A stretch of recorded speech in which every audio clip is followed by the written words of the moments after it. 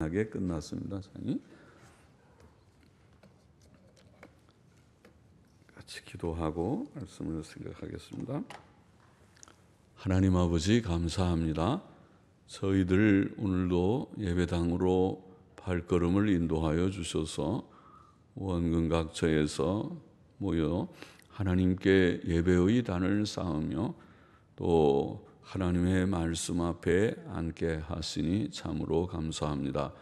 부족한 종에게 하나님의 말씀, 성경 말씀, 구약의 선지자의 글 중에 하나인 호세아서의 한 장의 말씀을 조금 해석하며 거기에 담긴 하나님의 진리와 교훈을 찾게 하시고 듣게 하시고 감히 말하게 하시고 받게 하여 주시기를 소원합니다.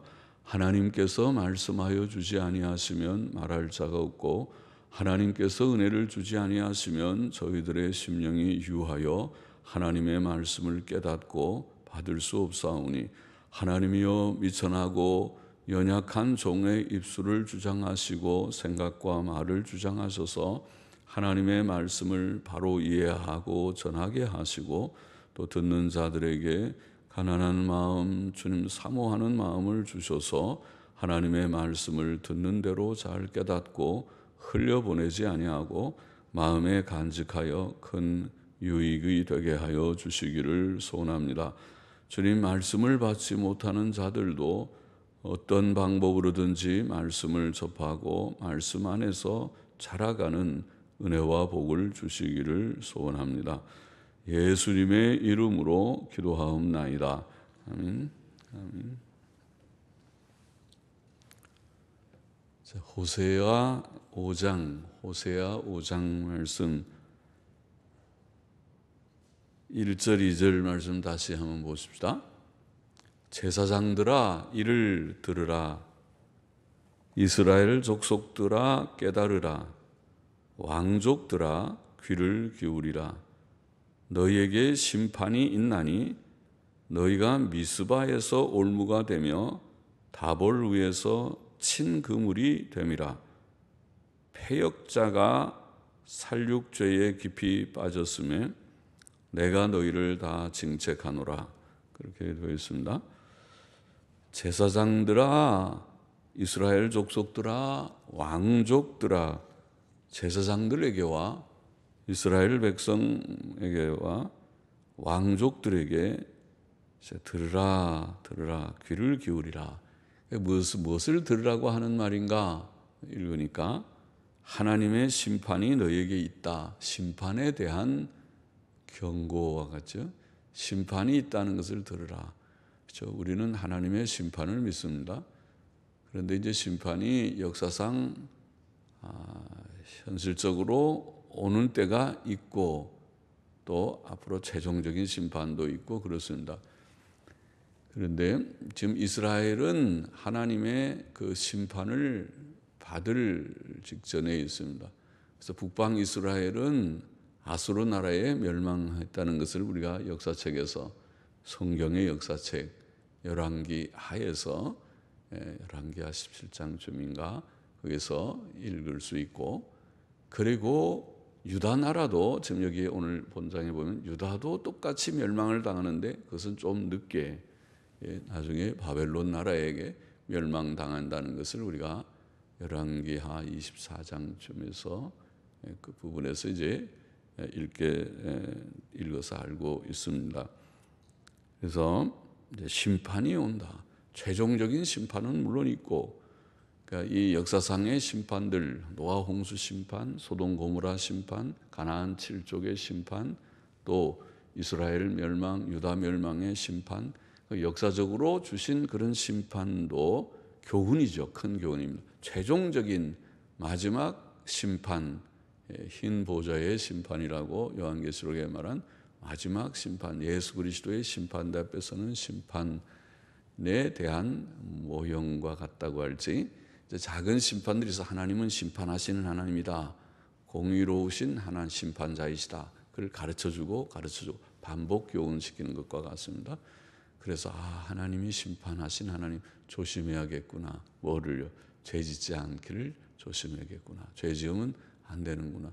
뭐 심판은 죄 짓는 것에 대한 판단이니까 죄만 안 지으면 심판 염려할 것이 없지만은 죄를 짓는 사람은 불안해야 될 것입니다. 죄 지으면 하나님께서 그 죄에 합당한 벌을 내리실 것이니까 하나님의 벌은 무섭잖아요. 항상 벌은 무서운 것입니다. 세상의 벌도 판사 앞에 서서 징역 몇 년 혹은 무기징역 혹은 사형 그러면은 굉장히 무서운 그런 그 판단이듯이 그렇습니다. 그래서 하나님의 심판을 선언했습니다. 그 까닭은 너희에게 심판이 있나니 너희가 미스바에서 올무가 되며 다볼 위에서 친 그물이 됨이라.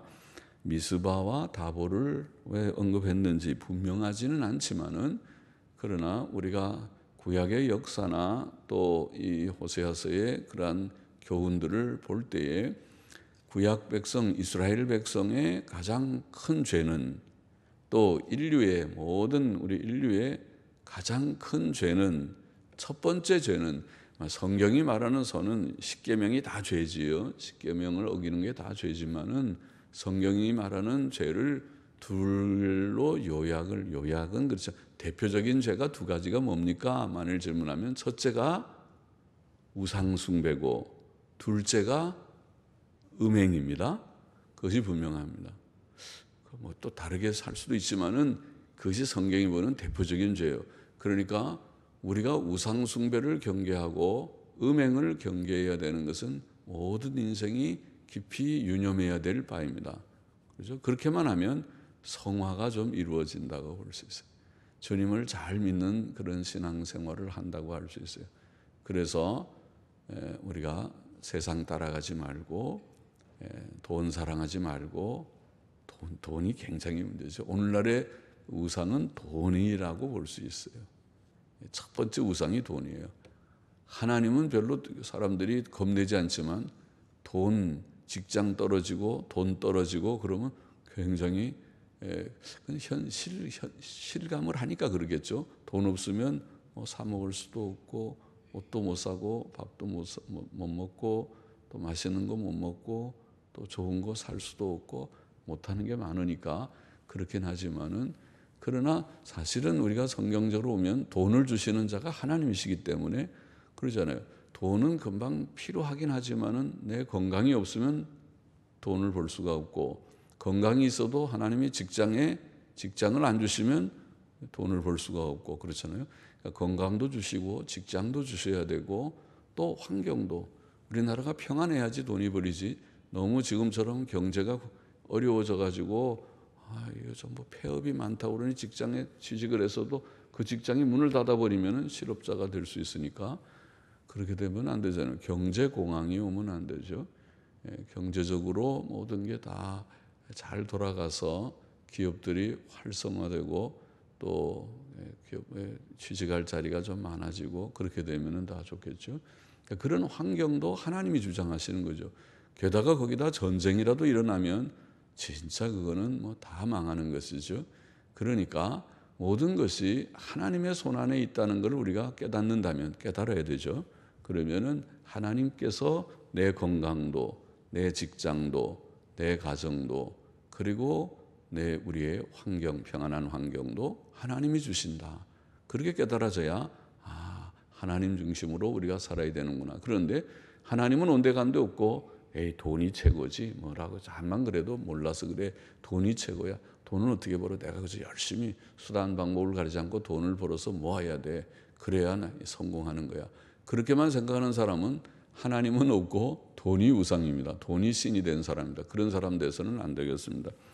그래서 우상 숭배와 음행의 죄가 큰데 여기 미스바와 다볼은 사람들을 범죄케 하여 멸망시키는 올무가 되고 그들이 이스라엘의 제사장들이 이스라엘의 왕족들이 이스라엘 모든 사람들이 지금 다볼과 미스바와 다볼에서 그들이 올무가 되고 친 그물이 된다. 마치 뭐 이렇게 짐승 잡을 때, 새를 잡을 때 그물 쳐놓고 그다음에 뭐 먹이를 좀 줘서 짐승이가 먹으려고 들어가면 그물이 딱 걸려 그물을 당겨서 잡든지, 새도 그렇게 다 먹이를 줘서 조금 어떻게 보면 좀 뭐 그렇게 잡아서 뭐 어떻게 먹어야 되니까 그런가 보죠. 새도 그물 해놓고 조금 어떻게 보면 안 좋은 방법 같이 보이긴 하지만은 그래도 그렇게 해야 새를 잡지. 그렇지 않고 새야 와라 내가 너 잡는다 그러면 누가 오겠어요? 다 날아가 버리지. 그러니까 내가 새를 잡으려면은 그렇게 좀 이렇게 그물 내서 먹이를 놓고 새가 먹으러 오면은 딱 잡아다녀서 잡았다 그렇게 해서 잡는 수밖에 없겠죠. 조금 그렇긴 하지만은 그렇게 우리가 사는데, 그처럼 그물과 여기에 올무는 짐승이 가다가 딱 올무에 걸려서 발에 걸려서 잡히는 그런 올무나 그물이나 이런 것이, 그것이 죄 짓는 것을 말하는 거죠. 무슨 죄? 우상숭배의 죄. 말하자면 그런 다볼 산이나 산에 산당을 세우고 우상숭배를 했을 가능성이 있죠. 그래서 다볼이나 또 여기에 미스바나 이런 곳에 우상숭배를 가르친 것이라고 생각이 됩니다. 이것은 거기에서 올무가 되고 그물이 된다는 것은 죄 짓는 거예요. 이스라엘 백성을 죄 짓게 했습니다. 이스라엘 백성 전체가, 또 제사장들도 왕족들도 다 죄를 지었어요. 그러니까 하나님께서 이제 징벌하시는 것이죠. 그들의 죄의 첫째는 일단은 우상숭배의 죄니까, 이 호세아서 전체가 지금 호세아서의 중요한 하나님의 긍휼, 호세아 선지자 보고 너가 가서 음란한 여자를 아내로 취해와라. 아이고, 그리고 음란한 자식들을 낳아라. 선지자로서는 도저히 그거는 할 수가 없느니 저는 경건하게 거룩하게 살기를 원하는데 어떻게 음란한 여자를 아내로 맡고, 또 제가 낳는 자식들이 다 경건하고 반듯하게 성결하게 살기를 원하는데 그들이 음란한 자식이 되고, 아이고 하나님 그것은 내가 할 수가 없습니다. 만일 그렇겠지만은 하나님이 그렇게 하거라. 참 선지자는 하나님의 명령을 안 지킬 수 없으니까 그러고 데려왔습니다. 그러니까 그것은 하나의 선지자에게 비상한 교훈을 주신 것입니다. 이스라엘 백성이 하나님을 떠나서 영적인 음행을 하는, 곧 우상숭배하는 백성이라는 것을 생생하게 느끼고 마음속에 고통을 당하면서 이 고통이 하나님의 고통이다. 선지자의 마음의 고통이 굉장히 심했겠고 그 고통이 바로 하나님의 마음이라는 것을 깨닫게 하면서 전했어요. 그러니까 이 이스라엘 백성들은 음행하는 자들이다. 영적인 음행하는 자들, 우상 숭배하는 자들이다. 그렇게 외칠 때 바로 자기 가정 얘기를 하고 있는 그런 심정으로 했을 것이라 말이에요, 선지자가. 그래서 우상 숭배의 죄에 대해서 하나님께서 지적하신 것이다. 그래서 심판하신다. 그런 뜻이라고 보이고, 또 패역자가 살육죄에 깊이 빠졌음에 그들이 우상 숭배뿐 아니라 패역자라는 말은 반역자들 이런 뜻입니다. 반역자들.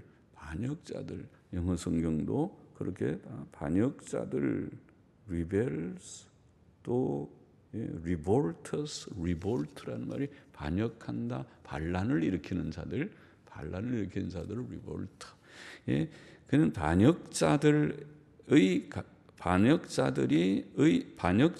살육죄에 깊이 빠졌으며, 그러니까 이스라엘 백성을 표현하기를 반역자들, 반란자들. 누구에게 반란을 일으켰습니까?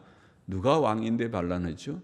하나님이 왕이신데, 하나님이 주님이신데 하나님 싫다고, 하나님 물러가라고, 우리는 우리 뜻대로 살기를 원해요. 자꾸 우리 간섭하지 말고 이래라 저래라 하지 마세요.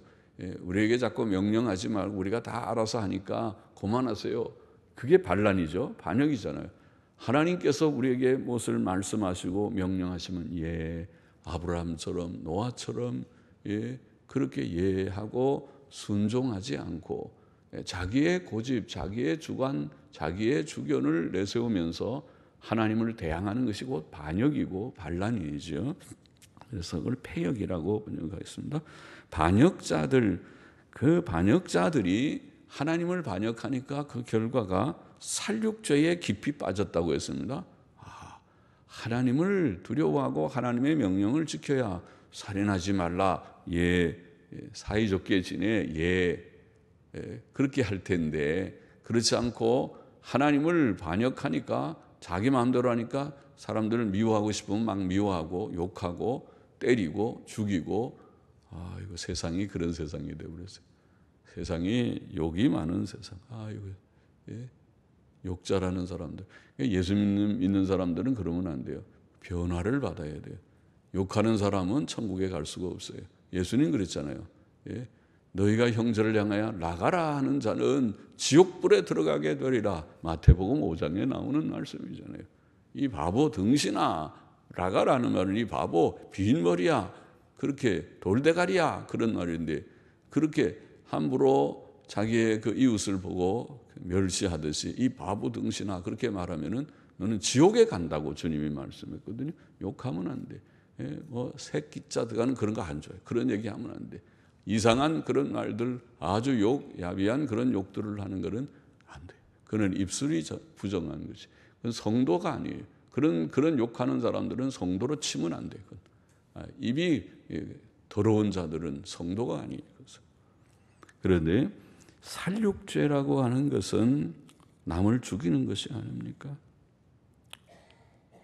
살육죄에 깊이 빠졌음에 내가 저희를 다 징책하노라. 사람이 세상에서 다른 사람과 더불어 살 때에 그는 다른 사람의 생명을 귀히 여기라. 이게 하나님의 뜻입니다. 십계명의 그 내용을 가만히 보면 권위를 존중하고 부모를 공경하고 남의 생명을 귀히 여기고 남의 정조를 귀히 여기고 남의 재산을 귀히 여기고 남의 명예를 귀히 여기고 그러죠. 다 그런 남을 존중하는 것입니다. 그게 하나가 생명을 귀히 여기고 살인하지 말라. 그래서 생명을 귀히 여겨야 되고, 그래서 사람이 생각이 좀 다르다고 서로 다투는 거 보면 생각이 달라서 다투죠. 부부가 다투는 것도 서로 생각이 좀 달라서 다툴 때가 있죠. 생각이 다르면 어떤 때는 논쟁도 할 수 있겠죠. 나는 자기 생각이 옳다고 생각하니까 이제 막 좀 변론을 할 수는 있는데, 그러나 생각의 차이 때문에 아이고 저건 내 생각이랑 다르니까 저 사람 미워, 내가 저기 한 대 치거나 또 욕을 하거나 가서 또 에이 죽이고 싶거나 그렇게 되면 곤란하다는 것입니다. 또 자기 욕심 때문에 또 자기 속에 일어나는 미움이나 또 노한 감정, 진노의 감정 때문에 다른 사람을 욕하거나 치거나 죽이는 것이 바로 죄다. 그게 살인죄에 포함되어 있는 그런 내용들입니다. 살인하지 말라는 말 속에는 바로 그런 감정, 노한 격노한 감정, 그것이 살인으로 나오는 거죠. 사람이 미워하는 감정, 저 사람 없애버려야 되겠다, 미워서 못 살겠다, 그것이 살인으로 가는 것입니다. 그러니까 요한일서에는 미워하는 형제를 미워하는 것 자체가 살인이라고 말했습니다. 욕하는 것이 곧 살인입니다. 주님은 살인하지 말라는 계명을 설명하면서 형제에 대해서 노하지 말고 나가라고 욕하지 말고 그렇게 설명하지 않았습니까? 그러니까 그것이 곧 남에게 욕을 하는 욕설이 나쁜 것입니다. 욕 잘하죠, 사람들. 저는 욕 제일 많이 들은 게 세상에서 욕을 그렇게 들어보지 않고 집에서 생활하고 학교에서도 그렇게 욕들을 많이 안 하죠. 욕 많이 하면은 아마 선생님들한테 야단 맞고 우리 시절에는 그랬어요. 그런데 제일 욕 많이 들은 것이 군대 들어가니까 수영연대라는 논산에 제가 젊을 때 들어가는데 논산 훈련소 23년대 지금도 기억하네요. 다 배치되기 전에 수영연대라고는 일정 들어왔으니 다 수영하고 있다. 거기서 이제 다 분류돼서 나가는 거기에 그 동안에 그 수영연대는 욕천지더라고요. 세상에 들어보지 못한 온 욕에서 시작해서 욕으로 끝나는 이게 사람 사는 사회인가? 이게 사람 사는 사회가 아니라 욕이 충만한 사회더라고요. 그래서 이게 세상이로구나. 세상이라는 걸 처음 거기서 구경했어요. 그래서 이 세상은 욕이 충만한 세상이로구나. 그러나 세상은 그렇다 하더라도 성도는 그러면 안 됩니다. 그건 나쁜 것입니다. 아주 나쁜, 질이 나쁜 사람들이 욕하는 것입니다. 점잖하고 인격적이고 반듯한 사람은 그렇게 함부로 욕하지 않습니다. 함부로 욕은 남을 지금 방금 말한 대로 죽이는 것과 같은 것이 남의 명예를 손상시키고 남을 해치는 죽이는 것인데 그런 욕 함부로 하는 것은 성도도 아닙니다. 그러니까 멸망하는 세상, 지옥 갈 사람들은 실컷 욕하고 지옥 갈 것입니다. 그러나 우리는 지옥 가야 할 우리들이 변해서 천국 가는 백성이 되는 자들이 성도니까 적어도 교회는 그런 자들이 용납돼서는 안 됩니다. 교회 속에서 누가 그렇게 함부로 욕하고 그런 자가 있으면 권증해서 제명 출교를 시켜버려야 됩니다. 쫓아내야 되는 것입니다. 교회는 그런 욕하는 사람을 용납해서는 안 됩니다. 교회는 욕하는 사람의 회가 아닙니다. 그렇죠? 과거에는 우리가 욕할 수 있습니다. 또 사람이 연약하니까 화가 나서 욕이 좀 나오려고 할 수도 있지만은 자제해야 됩니다. 그것이 죄성, 나쁜 죄악성이니까 벌이 합당한 성도에게 합당치 않은 것입니다. 그런데 여기에 이스라엘 백성 구약 교인들은 패역자, 반역자들이 살육죄에 깊이 빠졌다. 욕하고 남을 치고 심지어 죽이는 살육죄에 깊이 빠졌다. 그렇게 말했습니다. 그러니 하나님이 어떻게 진노하지 않을 수 있겠습니까? 심판하지 않을 수 있겠습니까? 3절, 4절 보십시다. 에브라임은 내가 알고 이스라엘은 내게 숨기지 못하나니. 하나님은 여기 에브라임이라고 하는 것은 북방 11지파의 10지파의 그 지파 중에서 한 지파이긴 하지만 대표적인 지파로 여겨져서 이스라엘을 표현할 때 어떤 에브라임 이렇게만 표현하기도 합니다. 에브라임은 내가 알고 하는 말은 북방 이스라엘을 가리키는 말이라고 보면 되겠습니다. 내 이스라엘은 내게 숨기지 못하나니 동의어죠. 병행 구절입니다. 에브라임은 내가 알고 이스라엘은 내게 숨기지 못하나니 북방 이스라엘을 다 안다는 뜻이라고 이해하면 됩니다. 에브라임아 이제 네가 행음하였고 여기에 행음은 영적인 육적인 행음이 다 포함된 듯합니다. 그래서 영적으로 행음하는 것이 우상숭배라고 방금 말씀드렸고 육적으로도 행음하는 것이 행음인데 하나님을 떠난 사람들은 육적으로도 음란합니다. 음행을 잘 합니다. 그래서 행음하였고 이스라엘이 이미 더러웠느니라. 그 죄는 사람을 더럽히는 거죠. 죄는 더러운 것입니다. 추한 것입니다. 입이 깨끗하지 못하면 더러운 것입니다. 더러운 입입니다. 우리의 입이 더러워지지 않아야 될 터인데 깨끗해야 될 터인데 말이죠. 또 저희의 행위가 저희로 자기 하나님에게 돌아가지 못하게 하나니 참 걱정입니다. 죄 때문에 우상 숭배와 음행의 죄 때문에 이 죄가 저들이 하나님께로 돌아가는 일을 가로막고 있다. 돌아가지 못하게 한다. 그렇게 표현했습니다. 죄는 사람이 죄를 지으면 심령이 어두워집니다. 어두워져서 제가 지금 죄가 짓고 있는지 어떤지를 알지 못합니다. 하나님께 돌아가려면 하나님이 보여야 되고 자기의 죄성이 깨달아져야 되고 인생의 정로가 무엇인가 십계명의 그 길이 보여야 되는데 죄를 지으면 어두워지니까 자기가 지금 어디에 있는지를 알지 못합니다. 하나님도 보이지 않고 계명도 보이지 않습니다. 그러니까 하나님께로 돌아가지를 못합니다. 또 양심의 가책이라는 것이 있으니까 죄를 지으면 자기의 양심의 가책이 좀 더 하나님과 멀어지게 만듭니다. 자꾸 피해서 저 구석창으로 자꾸 숨어 들어가게 합니다. 하나님께로 가까이 나와서 하나님 나의 사랑하는 하나님을 찾아서 먼 곳에서도 달려오듯이 하나님하고 하나님께로 가까이 나오는 것이 아니라 자꾸 멀찌감치 피하는 그렇죠? 죄진 아이들이 엄마 아빠 눈치나 슬슬 보고 자꾸 이상하게 저 구석창에 들어가서 자꾸 혼자서 딴청하고 있듯이 사고친 아이들의 모습이죠. 그렇지 않으면은 해맑은 아이들은 그렇지 않죠. 부모가 오면 아빠 엄마 하고 와서 안기고 아무 자기는 거리낌이 없으니까. 그런데 뭔가 문제 사고친 애들은 슬슬 눈치 보고 이게 들킬까봐 그러다가 이제 자꾸 피하는 것이죠. 그렇게 되겠다는 이제 하나님과 멀어지게 만듭니다. 죄는 우리가 하나님께로 돌아가는 일을 방해하고 오히려 하나님과 멀어지게 합니다. 그들은 하나님을 알 수도 없었고 회개할 수도 없었습니다. 하나님께서도 그들을 외면하셨다고 보입니다. 당분간은 이제 그들을 구원할 때는 찾으러 오시지만은 죄 지으면 하나님께서도 불쾌하셔서 나도 너 보고 싶지 않다. 넌 자꾸 죄만 짓고 그러는데 내가 죄 짓는데도 아이고 예뻐라 이렇게 죄 짓는데도 얼마나 예쁜지 그렇게 할 것 같습니까? 하나님께서 그렇게 하지 않아요. 죄 지으면은 그래 너 실컷 죄 지어라. 너 돈 좋아하고 너 세상 좋아하고 그러는데 그럼 그거 가서 잘 해보라. 거기가 그 좋으면 거기서 다 좋은 거 거기서 영생도 없고 그래라. 나는 너랑 모르겠다. 그리고 하나님도 고개를 돌리시겠죠. 5절 보십시다. 이스라엘의 교만이 그 얼굴에 증거가 되나니. 지금 이스라엘의 죄가 하나씩 나오고 있어요.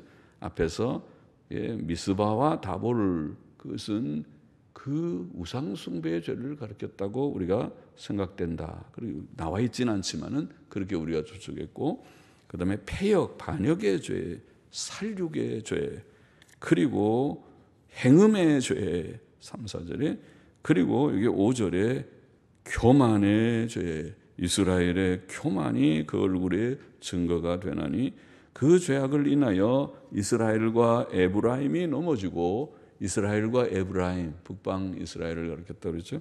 유다도 저희와 한 가지로 넘어지리라. 자세히 보니까 북방도 남방도 동시에 다 망하는 것은 아니지만 북방은 좀 먼저 주전 720년에, 남방 유다는 좀 더 후에 주전 586년에 망하는, 북방도 남방도 망한다. 넘어지리라. 이스라엘 백성은 교만했습니다. 실상 사람의 교만이 사람으로 하여금 하나님의 계명을 거역하게 만듭니다. 사람이 교만하면 하나님 무시하는 거죠. 겸손해야 하나님이 하나님만 섬겨라. 아멘. 무상 숭배하지 말아라. 아멘.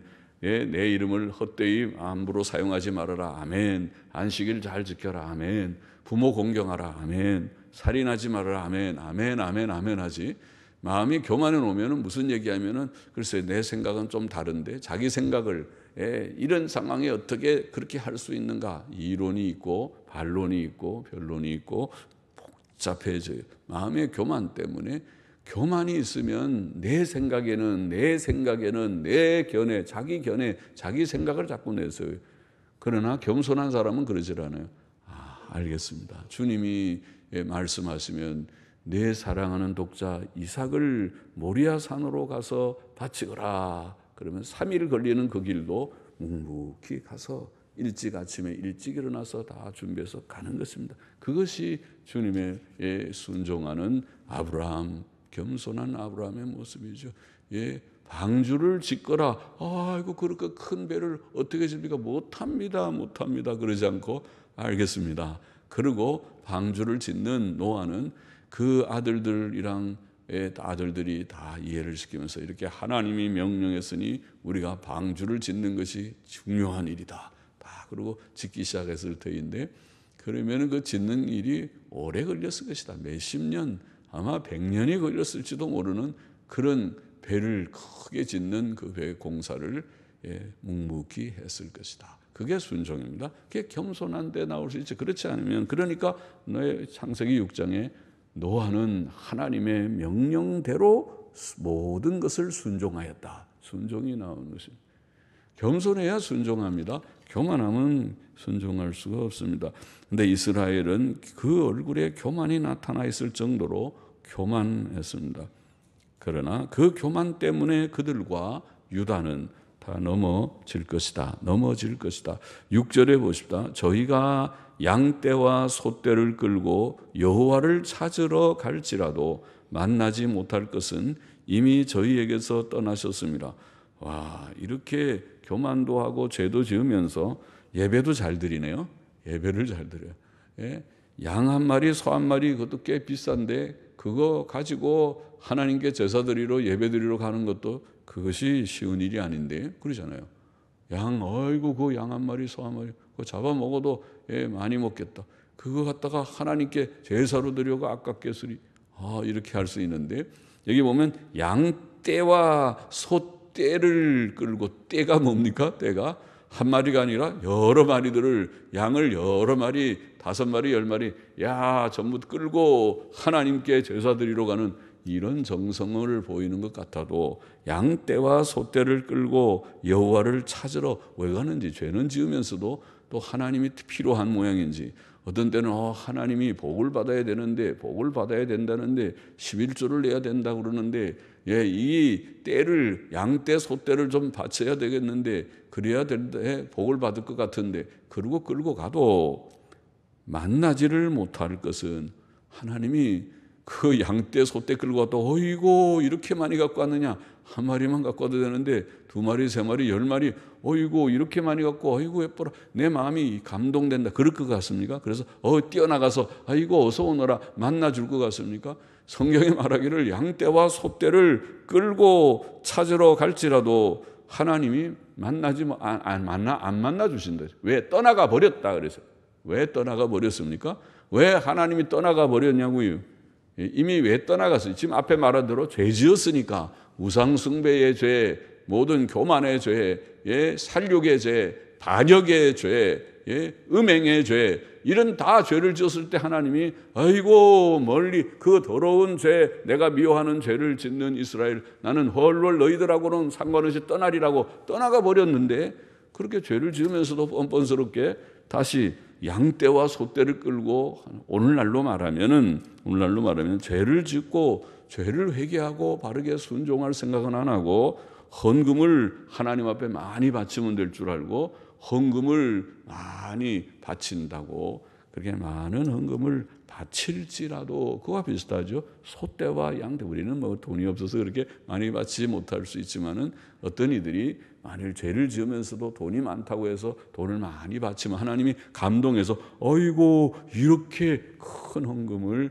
바치는가, 그럴 것 같지만은 그렇지 않는다는 거죠. 하나님이 원하시는 것은, 그것도 귀한 예물이죠. 돈이, 헌금이 중요하지 않다는 게 아니라 마음이 먼저, 그의 중심이 하나님을 경외하고 말씀을 사모하고 순종하는 온유 겸손으로 준비된 그 중심으로 그가 내 이 귀한 헌물을 하나님께서 내게 주신 줄 알고 감사히 내가 이것을 드리나이다, 이렇게 할 때 하나님이 마음에 기뻐해서 받으시고, 하나님이 기뻐 받으시는 헌금이다. 성경에 그렇게 말했죠.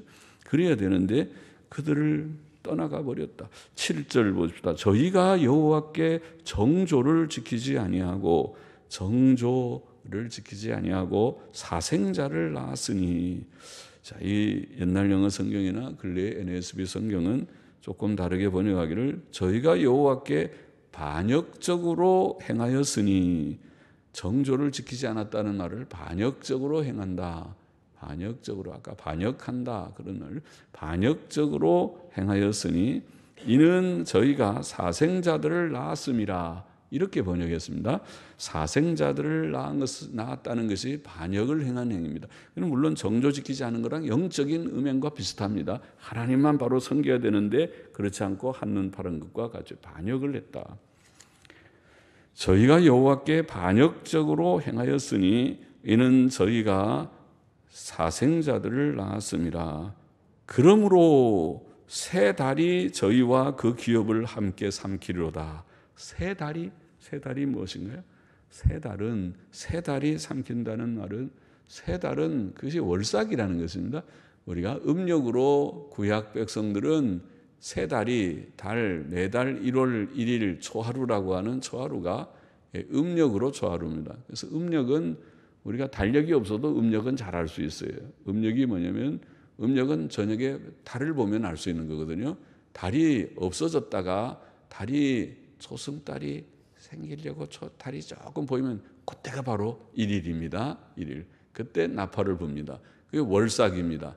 그리고 달이 이렇게 커져가지고 초승달이 됐다가 상현이 됐다가 또 둥근 보름달이 됐다가 또 하현이 됐다가 그 다음에 금음달이 됐다가 또 30일쯤 지나면 그게 없어져 버립니다. 달이 어디 갔나 없어졌다. 근데 또 그 다음 날 또 있으면 또 달이 조금 또 떠오릅니다. 이게 없어졌다가 떠올랐다가 없어졌다가, 그게 이제 한 달이거든요. 그래서 그게 처음에 떠오르는 초승달이 생기는 그때가 지금 말하는, 그러죠? 월삭입니다. 그래서 그때 절기, 월삭 절기를 지키는 것이죠. 월삭도 구약의 10대 절기 가운데 하나입니다. 매월 초하는 날이 절기입니다. 월삭 절기를 지킨다 하더라도 저희와 그 기업을 함께 삼키리라. 이렇게 죄 지으면서 월삭은 잘 지키네요. 죄 지으면서 예배당은 잘 나오고 11번 예배도 드리는 사람이 있을 수 있겠죠. 그래도 죄 지으면 하나님께서 기뻐하지 않고 결국 망한다 그 말이죠. 그러니까 더 중요한 것은 죄 안 짓고 하나님 앞에 바로 사는 것이 첫째. 그 다음에 열심히 또 11번 예배 아니라 열심히 말씀과 기도의 생활하면 그건 복이고 평강이 충만하고 복의 복이 되겠지요. 월삭절기를 지킨다 하더라도 아무 소용이 없을 것이고 오히려 그들이 다 멸망할 것이다. 그렇게 말씀하고 있고, 또 너희는 기브아에서 나팔을 불며 라마에서 호각을 불며 베다웬에서 깨부쳐 소리하기를 베냐민아 내 뒤를 쫓는다. 누가 내 뒤를 원수들이 내 뒤를 쫓는다 할지어다. 그러니까 심판이 왔다는 것입니다. 지금 아수르 나라들, 바벨론 나라들, 이런 원수 나라들이 이스라엘을 멸망시킬 것이라는 것을 경고하는 말씀이죠. 그래서 기브아나 라마나 베다웨는 북방의 이스라엘 지역입니다. 그래서 그 이스라엘 지역에 기브아, 라마, 베다웬, 그리고 베냐민, 이 베냐민 지파에 속한 땅이니까 정확히 보면은 그게 북방과 남방, 그게 사실은 베냐민 지파는 좀 걸쳐 있는 것이 좀 있지요.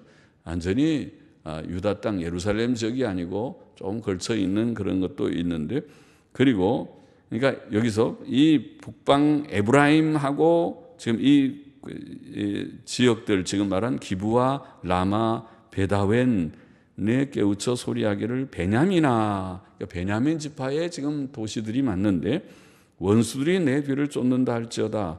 견책하는 날에 에브라임이 북방도 또 언급을 하거든요. 그러니까 남방 북방을 아울러 지금 언급하고 있는데, 여하튼 이스라엘과 유다가 다 아울러서 지금 베냐민 지파와 또 에브라임이 언급되면서 견책하는 날, 그것은 심판 날이죠. 에브라임이 황무할 것이라. 내가 이스라엘 지파 중에 필연 있을 일을 보였노라. 필연 있을 일이 뭔가요? 심판이죠. 멸망이죠. 그들이 죄 지어서 하나님 앞에 진노의 심판을 받는다는 것이 필연 있을 일인데, 그것에 대해서 보였다. 하나님의 심판을 선포하고 그 심판이 반드시 이루어질 것이라고 말씀하고 있습니다. 10절 보십시다. 유다 방백들은 지게표를 옮기는 자 같으니, 자, 유다 방백들도 이스라엘만 문제가 있는 것이 아니고 남방의 유다의 방백들도 지게표를 옮기는 자. 지게표가 뭡니까? 지게표는 땅 경계표죠. 땅 지게석입니다. 요즘 말하면은 우리 땅, 남의 땅 그 딱 중간에 울타리에 놓는데 밤에 자고 나니까 이걸 이렇게 옮겨놨습니다. 밤새도록 남의 쿨쿨 자는 동안에 옮겨서 여기가 자기 땅이라고 막 우깁니다. 그러면 참 속 터지죠. 내가 여기가 분명히 우리 땅인 것 같은데 여기 지게표를 옮겨놓고 여기라고 막 우기는 그런 아주 나쁜 사람들이 있죠. 그러니까 이게 땅을 함부로 그렇게 해먹으면 어떻게 되겠어요? 그러니까 그래서 이제 요즘에는 다 지적도가 있고 측량사들이 와서 딱 측량하면은 정확하게 요 땅은 넘어갔습니다. 여기가 정확한 답니다. 다 표시를 해주지만은 옛날에는 그렇지 못할 때 그 나쁜 사람들은 고의적으로 땅을 좀 넓혀가지고 이게 자기 땅이라고 막 싸우고 우기고 그렇게 할 수 있죠. 그건 나쁜 사람이죠. 그게 불의한 사람이라는 것입니다. 모든 것이 그 욕심 가지고 불의하게 행했죠. 정정당당하게 자기 것은 자기 것이라 말하고 남의 것은 남의 것이라 인정해야 되는데, 남의 것도 내 것이고 내 것도 내 것이고 그런 욕심쟁이고 불의한 사람입니다. 성도가 그렇게 되면 안 되겠죠. 성도는 정정당당한 사람이 되어야 되죠.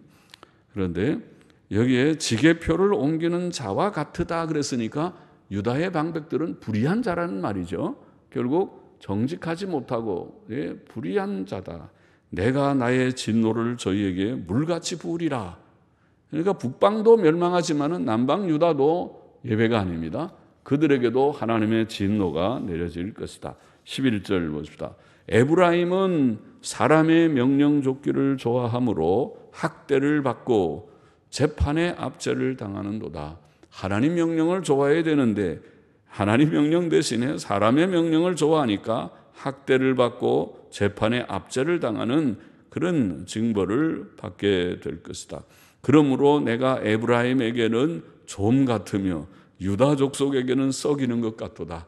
우리 하나님께서 자기를 표현하기를 좀에다가, 좀은 안 좋은 벌레잖아요. 예? 남의 옷을 갖다가 막 뜯어먹는 그런 벌레잖아요. 하나님께서 자기를 좀과 같고, 예, 썩이는 것과 같다고 표현을 하시면서 이건 심판을 말하는 거예요. 내가 이스라엘 백성들을 좀처럼 다 먹어버리리라. 내가 그걸 다 썩어서 못 쓰게 망가지게 하겠다. 벌을 내리겠다는 거죠. 이스라엘 백성들이 죄를 지으니까 내가 에브라임에게는 좀 같으며 유다 족속에게는 썩이는 것 같도다. 에브라임이 자기의 병을 깨달으며 유다가 자기의 상처를 깨달았고 에브라임은 아수르로 가서 야렙 왕에게 사람을 보내었으나 아수르 왕에게 도움을 청했다. 그렇게 표현합니다. 야렙 왕이라고 하는 왕에게 도움을 청했다. 이 야렙 왕은 아마 성경에 나오는 부울이나 아수르 왕 부울이나 티글랏 빌레서라고 하는 왕일지 모르겠습니다. 그래서 이 아수르 왕에게 도움을 청하지만은 저가 능히 너희를 고치지 못하겠고 너희 상처를 낫게 하지 못하리라. 아무 도움을 얻지 못하게 될 것이라고 말합니다. 하나님께서는 이제 내가 에브라임에게는 사자 같고 유다 족속에게는 젊은 사자 같으니 나하고 내가 움켜갈지라 내가 탈취하여 갈지라도 건져낼 자가 없으리라. 이제 하나님이 벌을 내리시는데 자신은 사자와 같이 가서 그들을 취할 것이다. 건져낼 자가 없게 그들을 벌할 것이라고 말합니다. 15절 내가 내 곳으로 돌아가서 저희가 그 죄를 뉘우치고, 자, 이 마지막 15절이 이렇게 하나님의 심판을 말씀하면서도 하나님의 긍휼을 보이는 마지막 한 절의 말씀이 남아 있습니다. 내가 내 곳으로 돌아가서, 하나님께서 자기 곳으로 돌아가셔서 저희가 그 죄를 뉘우치고, 저희가 누굽니까? 이스라엘 백성들, 유다 백성들이 그 죄를 뉘우치고 하나님의 진노, 하나님의 심판을 당하면서 그들이 그제서야 깨닫고 죄를 뉘우치고 내 얼굴을 구하기까지 기다리리라. 하나님이 참고 기다리십니다. 이스라엘 백성이 죄를 깨닫고 뉘우치고 하나님 우리를 도와주세요. 우리가 잘못했습니다. 하나님의 뜻대로 이제는 살겠습니다. 도와주세요 하고 하나님의 얼굴을 구하기까지, 그때까지 하나님이 기다린다. 하나님의 곳에서 이제나 저제나 언제나 회개하고 오겠는지 기다린다. 저희가 고난을 받을 때에 나를 간절히 구하여 이르기를, 간절히 구하리라. 고가에서 끊어졌으면 좋은데 간절히 구하여 이르기를 하고 딱 끝나버렸습니다. 영어 성경은 아마 간절히 구하리라 그렇게 하고 끝났을 것입니다. 저희가 고난을 받을 때에 나를 간절히 구할 것이다. 그것이 하나님의 은혜죠. 고난 가운데서 하나님께로 돌아올 것이다. 본장의 교훈을 빠르게 정리해 보십시다. 첫째, 우리는 이스라엘 백성의 죄들을 반복하지 말아야 하겠습니다. 우리는 그들의 우상숭배, 반역, 살육, 음행, 무지, 교만, 종교적 형식주의, 하나님 배반, 불의의 등의 죄들을 반복하지 말아야 하겠습니다. 여기에 언급한 많은 이스라엘의 죄를, 우리 속에 남아있는 죄성 속에 요소들이 그런 것이 있지만은 다 죽여, 죄성을 죽이고 그게 성하고 구원입니다. 죽이고 우리가 날마다 주께로 나아가야 돼요. 둘째로 우리는 하나님의 심판을 두려워해야겠습니다. 하나님께서는 그들에게 기도의 응답을 거두시고 소떼와 양떼를 끌고 가서 하나님을 만나려고 해도 하나님이 떠나버렸었고 안 만나주신다. 진노를 물같이 부어 방패케 하실 것이다. 학대와 압제를 당하게 하시고 이웃 나라의 도움도 얻지 못하게 하실 것이다. 그런 심판에 대한 말씀들이 여기 나와 있습니다. 하나님의 심판을 우리는 두려워야겠고, 셋째로 사람은 우리도 그런 일이 혹 없어야겠지만 우리도 있다면 우리를 포함해서 사람은 고난 중에라도 죄를 뉘우치고 하나님의 은혜를 주시면 죄를 뉘우치고 하나님을 찾되 간절히 찾아야 한다. 맨 끝에 절에 그랬죠. 그래서 모든 죄악된 일을 멀리하고 하나님의 긍휼을 구하고 하나님 이 고난이 우리에게 이 고난이 어려운 모든 고난이 현실로 와 있습니다. 고난의 일이 있습니다. 여러분에게 고난이 있습니까? 그 고난의 현실을 하나님 앞에서 인정하면서 하나님 내 부족 때문에 이런 고난이 왔습니다. 고난이 온 줄 압니다. 주여 주의 얼굴을 감추지 마시고 보여주옵소서. 주님의 얼굴을 간절히 찾고 그리고 믿고 의지하면서 이제 주의 뜻대로 살아보려고 성경도 좀 더 읽고 어려울 때 성경 읽어야 돼요. 성경. 시편 119편의 저자처럼 성경 읽고 그리고 또 말씀대로 실천해야죠. 왜 고난이 왔어요? 죄 때문에 고난이 오는 것이 일반적이니까. 그러면 고난을 극복하는 일은 무엇이에요? 내가 이제는 죄 안 짓고 바로 사는 것이죠. 바로 사는 게 뭔데요? 경건하게 하나님께 예배드리고 기도하고 성경도 읽고 또 도덕적이게 계명 순종하면서 사는 것이죠. 그렇게 살아야 하나님께서 더욱 우리에게 큰 평강을 더하여 주실 것을 믿습니다. 이미 믿고 구원받은 자들마다 이 말씀을 마음에 새기고 실천하게 되어야 할 것입니다. 기도하십시다. 하나님 아버지 감사합니다.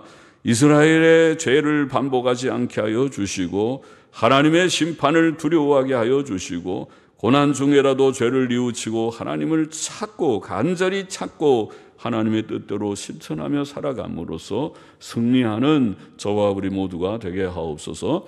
예수님의 이름으로 기도하옵나이다. 아멘.